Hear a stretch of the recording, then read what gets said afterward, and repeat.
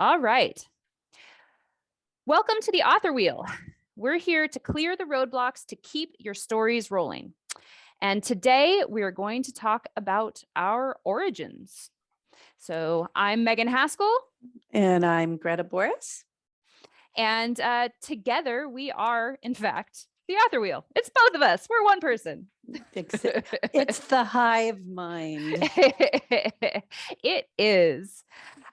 So I think we wanted to get started just with, really how we met way back in, I think we decided it was the fall of 2014.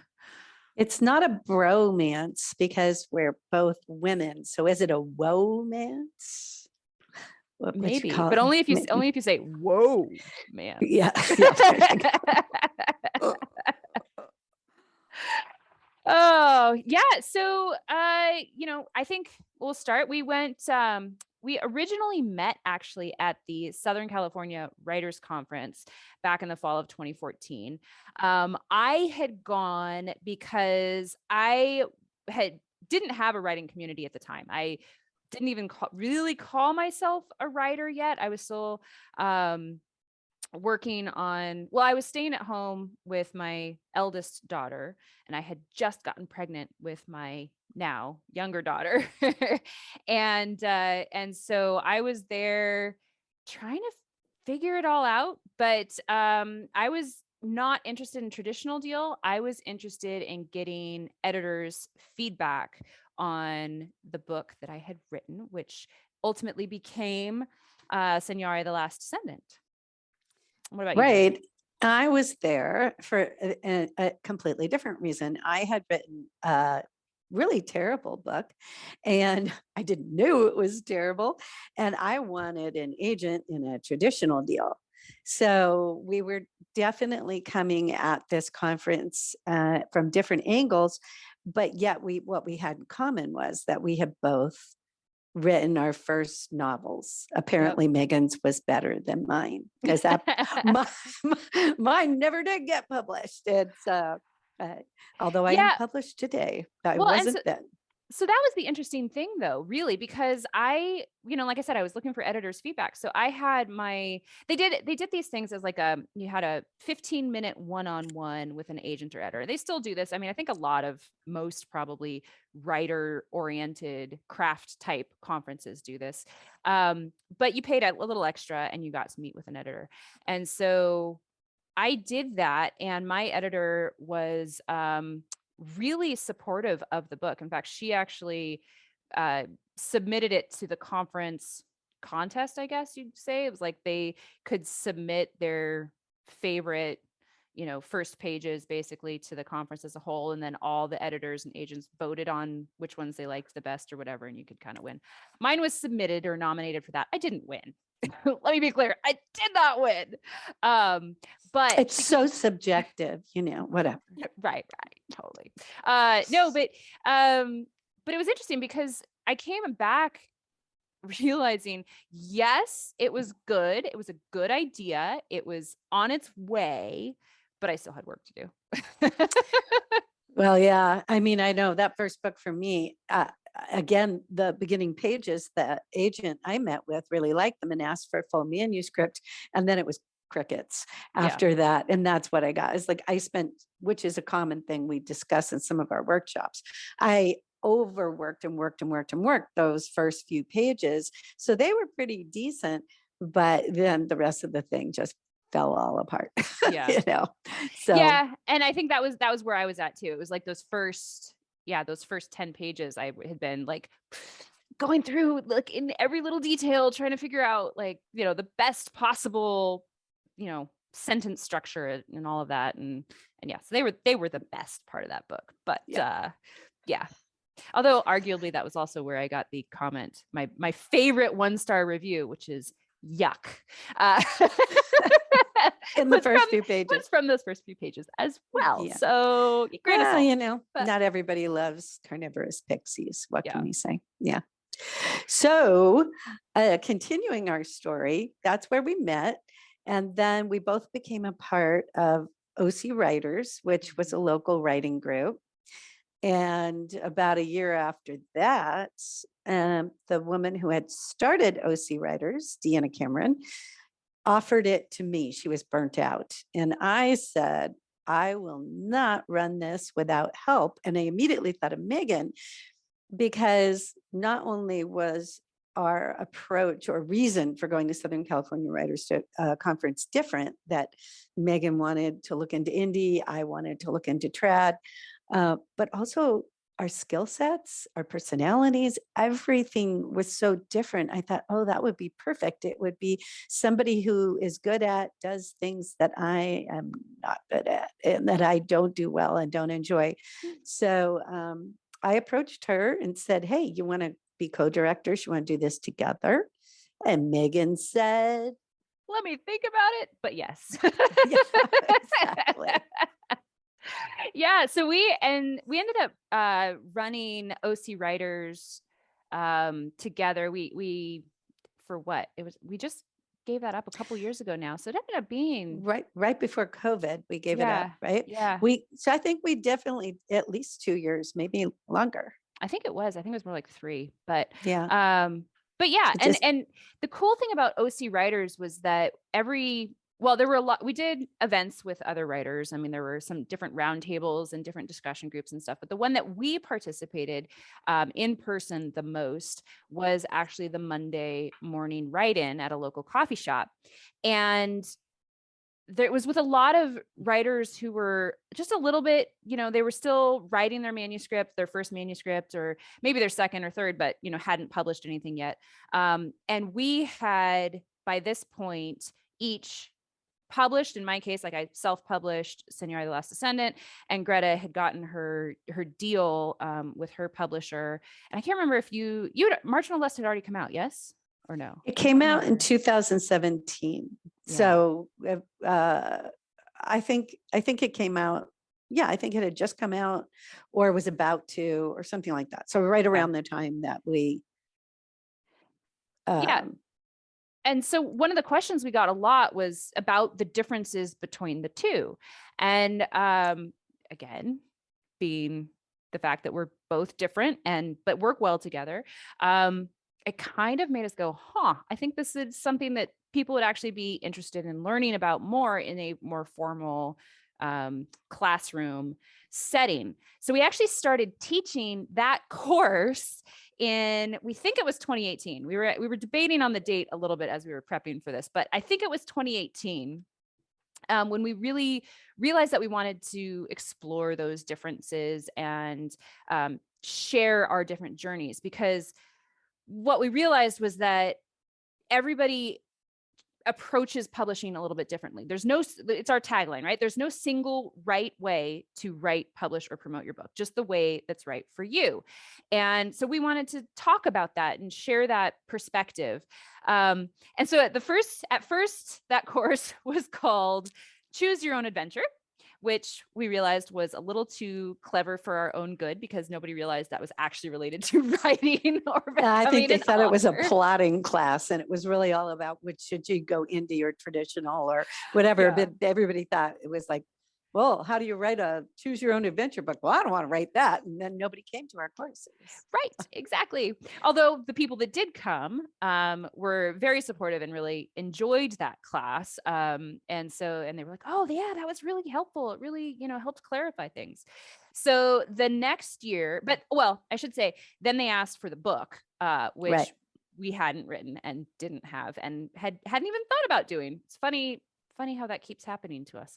I know. So the next year we came back and we were working on the book, and we retitled the course and the book Aspiring to Author, which was, again, was marginally better. Better. Yes. Better. At least it had the word author in the title. Yeah, at least. But again, I think people didn't really get it.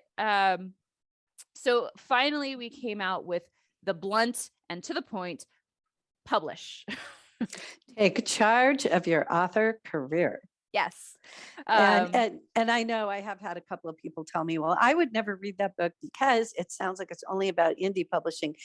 But if they read the description, it isn't. It's about both. So And that is our, um, and then we ended up writing an online course about the book, which made us go back and revise the book, because it's amazing when you teach something as a course, how you go, oh, we should have put this before this and this before this. And it was more of a reorganization. So we did do that. But am I Yeah. jumping ahead? I'm jumping ahead because we did that after we gave OC Writers back to Deanna Cameron. Yes. Is that right? I guess that's right. Yes. Yeah. Yeah. Yeah.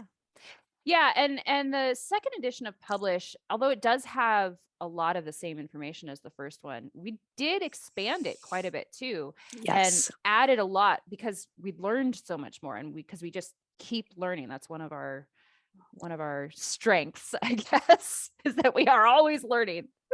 Yes. Yeah.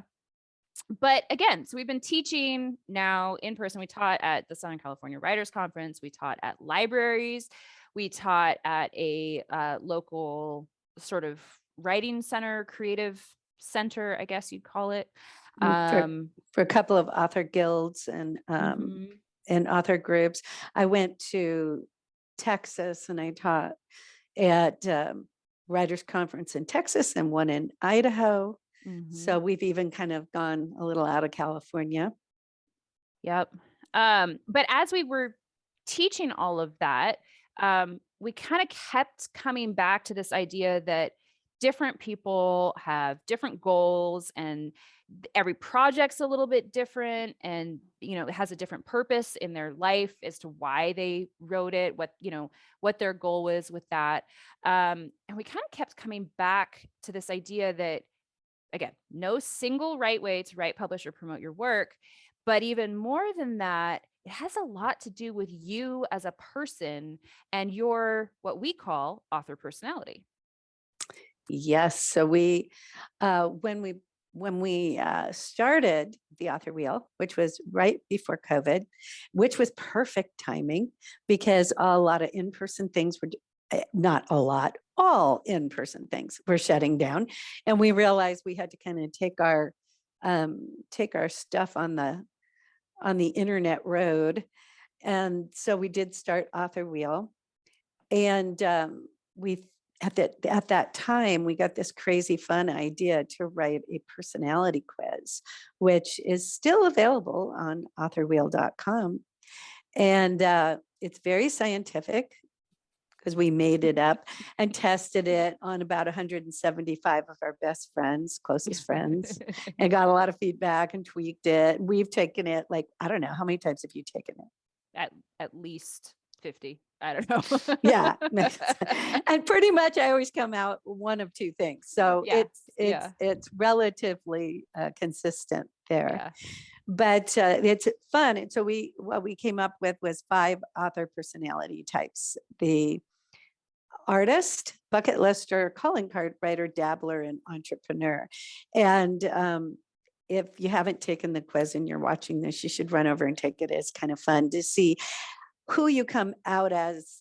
And also then we sort of geared resources, blog posts, and those kinds of things to each personality type, because artists are more concerned, for instance, with the craft of writing, and probably maybe a little bit more interested in a traditional deal where they don't have to deal with the business side of the writing life, versus entrepreneurs would be the opposite end of the spectrum, where hopefully, yes, they're still interested in the craft of writing and all of that kind of thing, but they're also very interested in the business aspect of the writing life. So that's kind of what that whole quiz is about.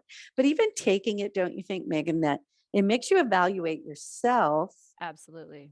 And then that helped us to kind of rethink and mold and expand what we were doing at Author Wheel. Mhm. I at least it did for me. You can speak to that.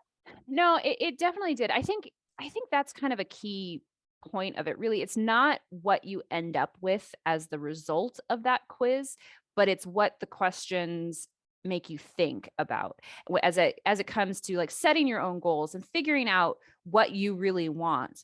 Um, and it changes over time too. I mean, when I first took it, I was deep in on trying to work my way to six-figure author status, right? I was really focused on speed of writing. I was really focused on producing books and making sales and doing all the business side of things.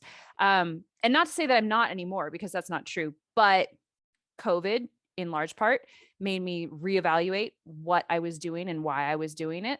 Because I have two kids at home, and obviously with COVID, school shutdowns, et cetera, I was more focused on working around them, than being a true, what I would call full-time author, which is someone who treats it like a corporate job where you're working, from, well, hours different or different, are different for different people, but where you're working 8 to 10 hours or more a day.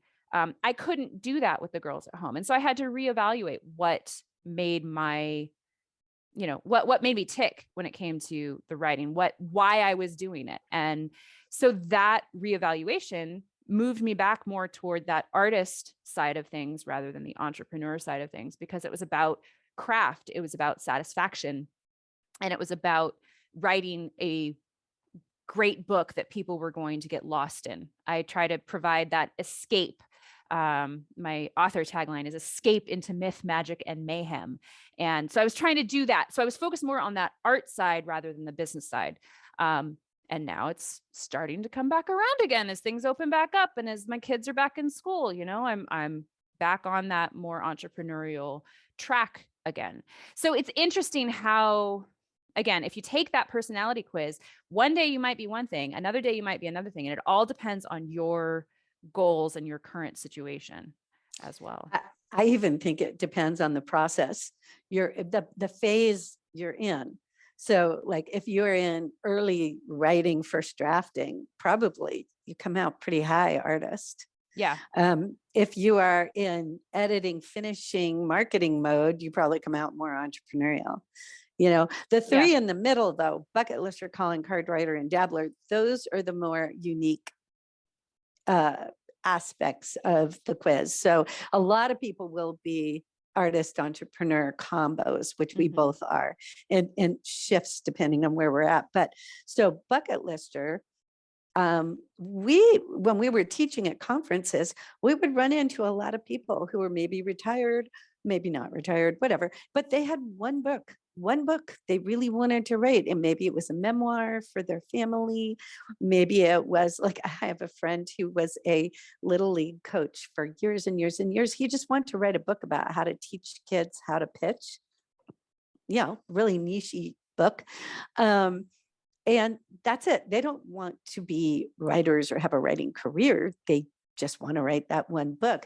So we realized that's a kind of different path. Why try to learn all of this stuff about the industry if all you want to do is just get this one book out in the world? So we kind of gear stuff for them. Also, calling card writers, again, they generally have a business and they only want to write one book or maybe a handful of books that show that they're experts in their field. And it's not even going to be the main income source for their business. They're doctors or they're accountants or whatever they are, and they're using that book to prove their expertise and maybe to use to get new clients or whatever. That's a whole different kind of person, as well as dabblers.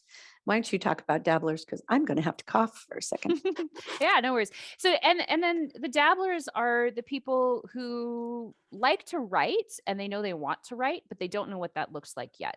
So a lot of them are, poets, and maybe they like to write short stories. Maybe they've written a few articles for magazines. And maybe they, they're still exploring their writing options. Maybe it's fiction, maybe it's nonfiction, maybe it's a memoir, maybe they jump from project to project. And actually, it's dabbling is often where writers who become artists and entrepreneurs, where they start. It was true, I think, for both of us. It was definitely for me. I was writing when I first started writing. I had a review blog for a while. It's now defunct and gone, but I had a book review blog. I had an urban organic gardening blog because I I thought didn't even know that. How cool. thought I had a green thumb. I don't. It's really not. But I wanted to. And so I had a blog about that for a while.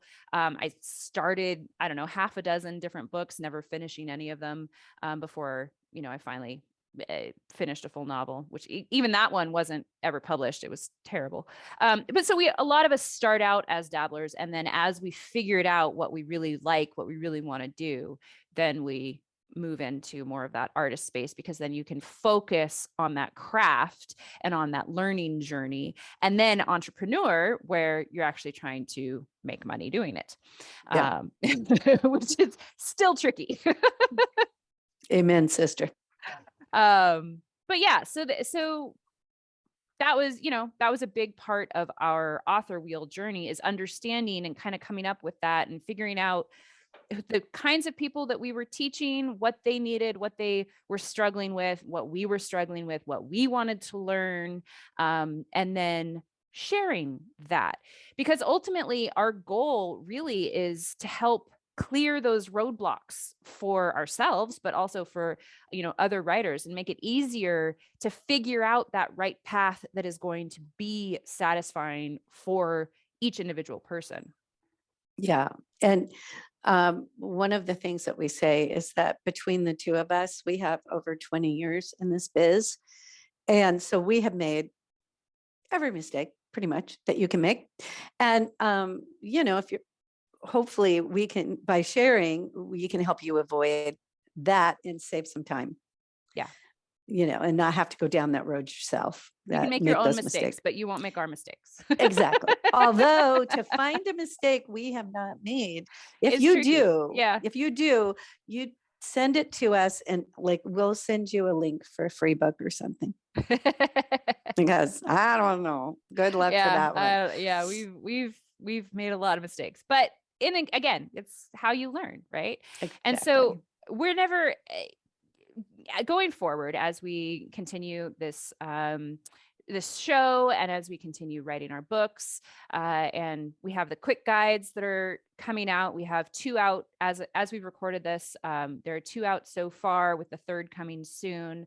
But they're each small little quick guides, hence the name, on a specific topic, because our goal is to point you in the right direction. We aren't the deep dive people. We're the explorers. We're curators. We're trying to help get you the right information that you need, but it might not come from us. So we actually give a lot of references to other experts and other writers who we've taken courses from, who we've read their books, who we appreciate their work, or that we've learned from, so that if that's interesting to you, you know who you need to go talk to, and it's a legitimate, authority on the subject.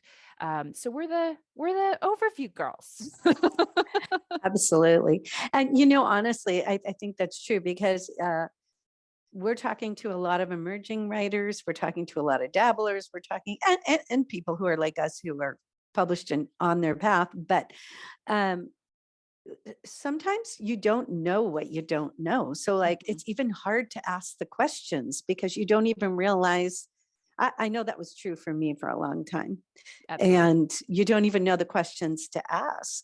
So hopefully we're helping with that. And like Megan said, one of our big goals is to help you clear roadblocks and save time. Mm-hmm. Yeah. And that because we can point you to some overwhelming, like the amount of information that's out there.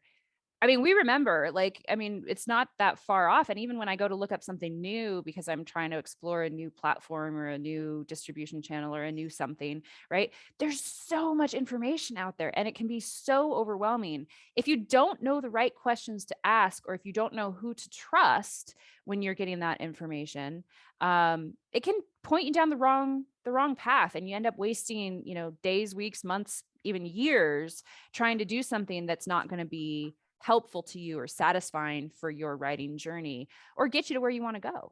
Yeah, absolutely. So that's us, right? That's And in a what we have nutshell. planned for the future is, well, we have a lot of stuff on the website that people can check out. Lots of blog posts on almost every topic that has to do with writing, either producing, publishing.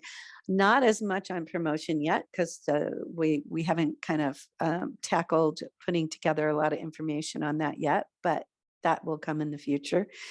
So we have that, and then our goal for this show is not, we will be having some conversations ourselves about how we've overcome certain roadblocks. And also we're planning to interview people, other authors who help authors, those kind people in that niche. Do you say niche or niche? Some people say niche. It sounds so British. I say niche, but then I think niche sounds so it's prettier. I don't know, but I always say niche and then I try to correct myself and then I say it twice and then that's just awkward. Yeah. So whichever you prefer, that N word, niche or niche. We'll be talking to those kinds of authors and interviewing them and asking them what were some of the biggest roadblocks in their careers and how did they overcome them, so that we can all learn from each other. Yeah. So we hope you'll join us on this journey and that we can help you on yours. That's right. All right. Till next time. Bye. Bye.